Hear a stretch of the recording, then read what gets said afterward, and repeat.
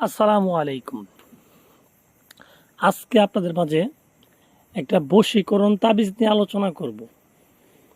বশীকরণ তাবিজ বলতে যে তাবিজগুলোর মাধ্যমে মানুষকে বাধ্য করা যায়, মানে বশ করা যায়, সেগুলাকে বশীকরণ তাবিজ বলে। যেমন ধরেন, আপনার স্বামী আপনার অবাধ্য, আপনার কথা শোনে না, তো তার জন্য যদি আপনি এই তাবিজটা করেন, তাহলে সেই স্বামী আপনার কথা শুনবে বা আপনার সাথে ভালো আচরণ করবে। তা এটাকেই বলে বশীকরণ তাবিজ। এটা বিভিন্ন ক্ষেত্রে করা যায়।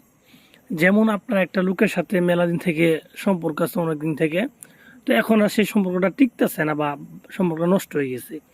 তো আপনি তার সাথে যদি পুনরায় আবার সম্পর্ক করতে চান আগের মতো, যে আপনি চাচ্ছেন সে নিজে থেকে আপনার কাছে আসুক, আপনার কাছে মাপ চাক বা আপনার প্রতি তার একটা ভক্ত হয়ে যাক গিয়া, তো এরকম কিন্তু এই তাবিজগুলো দিয়ে করা যাবে। এটা বিবাহিত অবিবাহিত সকলের ক্ষেত্রে করা যাবে, যে কোনো বয়সের মানুষের ক্ষেত্রে কিন্তু এগুলো করা যাবে। তো ভিউয়ার্স, এটা হচ্ছে একটা কুফরি বশীকরণ তাবিজ। আর কুফরি বশীকরণ তাবিজের একটা ক্ষমতা হচ্ছে, আলাদা ক্ষমতা হচ্ছে, এটা যে কোনো জায়গা থেকে করা যাবে, দূরে অথবা কাছে, যে কোনো জায়গা থেকে কিন্তু করা যাবে। তো ভিউয়ার্স, যারা এরকম সমস্যায় আছেন যে আপনার স্ত্রী আপনার কথা শোনে না, আপনার অবাধ্য, অন্য জায়গায় পরকীয়া করে, তো আপনি যদি আপনার স্ত্রীর জন্য করেন এটা, তাহলে আপনার স্ত্রী পরকীয়া ত্যাগ করবে এবং আপনার কাছে চলে আসবে। সে যদি আপনার সাথে রাগারাগি করে যদি দূরেও চলে যায়, তার যদি করেন আপনি, তাহলে সে দূর থেকে ফিরে আসবে।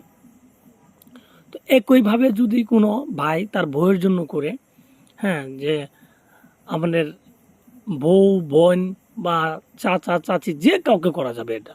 এটা শুধু যে স্বামী স্ত্রীর ক্ষেত্রে হবে এরকম না, যে কোনো লোককে আপনি করতে পারবেন। প্রেমিকা হইতে পারে, প্রেমিক হইতে পারে, যে কারোর জন্য করতে পারবেন। কারণ এটা কুফরি তাবিজ, এটা এখানে কোনো শর্ত নাই, এটা যে কারোর জন্য করা যাবে। তো ভিউয়ার্স, যারা করতে চান এবং এরকম সমস্যার জন্য অনেকেই বিভিন্ন কবিরাজের কাছেও গেছেন বা অনেক তান্ত্রিকের কাছে গেছেন, কিন্তু তারা কাজ করে দিতে পারে নাই, আপনার কাছ থেকে বিভিন্নভাবে টাকা পয়সা নিচ্ছে, বলে শরীর বন্ধ, হেই বন্ধ, বিভিন্ন সমস্যা বলে আর কি। তো আমি বলি আসলে এগুলো কোনো কিছুই নেই। কুফরি তাবিজ করলে শরীর বন্ধ থাক, রাশি সমস্যা থাক, এগুলো কোনো বিষয়ই নেই। এগুলো হচ্ছে এক ধরনের বাহানা। আর যে তাবিজে কাজ করবে ওইটা আপনার যে কোনো লোকের ক্ষেত্রে কাজ করবে। কারণ প্রথমে বলছি এটা একটা কুফরি তাবিজ। এত কুফরি তাবিজ কোনো শক্তি মানে না, কোনো ব্যক্তি মানে না, কোনো ধর্ম মানে না। যে কোনো ব্যক্তির জন্য করতে পারবেন, যে কোনো ধর্মের লোকের জন্য করতে পারবেন, কোনো সমস্যা নেই। তো সমস্যা হচ্ছে আপনাকে সঠিকভাবে করতে হবে। সঠিকভাবে না করতে পারলে কিন্তু হবে না। তো ভিউয়ার্স, আমি আসলে কথা বাড়াতে চাই না। যারা স্ক্রিনে দেখা তাবিজটা করতে চান, হ্যাঁ, তারা কিভাবে করবেন আমি আপনাদের বিস্তারিত বলে দিতেছি। আপনারা মনোযোগ সহকারে আমার কথাগুলো শুনেন, আর আমি যেইভাবে বলবো আপনারা কিন্তু ওইভাবেই করবেন, তাহলে দেখবেন আপনাদের কাজ হবে। তো ভিউয়ার্স, এটা প্রথমত আপনি যে কোনো মঙ্গলবারের দিন লিখবেন। মঙ্গলবারের দিন সন্ধ্যার পরে, মাগরিবের পরে একটা কবরস্থানে গিয়ে কবরস্থানের এক কোনায় বসবেন। ঠিক আছে, দক্ষিণ দিকের কোনায় বসবেন। বসার পরে আপনি একটা সাদা কাপড় বিছিয়ে সামনে মোমবাতি আগরবাতি ধরায়ে, ঠিক আছে, গোলাপ জল ছিটায় বসবেন। নিজের শরীরে সুগন্ধি আতর লাগায় বসবেন। বসার সময় এই তাবিজটা লেখা শুরু করবেন। তাবিজটা লিখবেন একটা সাদা কাপড়ের উপরে গোলাপ জল আর মেশক জাফরান মিশ্রিত করে একটা কালি বানায়। তো স্ক্রিনে যেভাবে লেখা আছে তাবিজটা, ঠিক সেইভাবে আপনার তাবিজটা লিখবেন। এবং অবশ্যই লেখার সময় মুখের মধ্যে আপনি মিষ্টি জাতীয় কোনো কিছু দিয়ে রাখবেন বা মধু দিয়ে, তারপরে তাবিজটা লিখবেন। আর যার জন্য লিখবেন অবশ্যই তার কথা মনে মনে ভেবে তারপরে তাবিজটা লিখবেন। তো এইভাবে তাবিজটা লেখা কমপ্লিট হইলে দুইটা তাবিজ লিখবেন একইভাবে। তো লেখার পরে, হ্যাঁ, যাকে বশ করতে চান তার নাম আগে, তারপর তার বাবার নাম দিবেন, তারপর আপনার নাম, আপনার মায়ের নাম, এগুলো দিবেন। ছেলের ক্ষেত্রে বাবার নাম, মেয়ের ক্ষেত্রে মায়ের নাম। দুইটা তাবিজের নিচে কিন্তু এই নামগুলো সুন্দরভাবে লিখে দিবেন।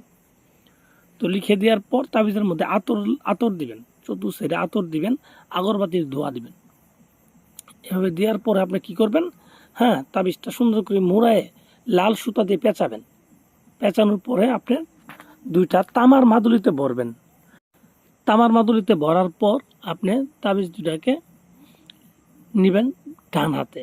ডান হাতে নিয়ে যার জন্য করছেন তার নাম তিনবার বলে তাবিজের উপরে তিনটা ফু দিবেন।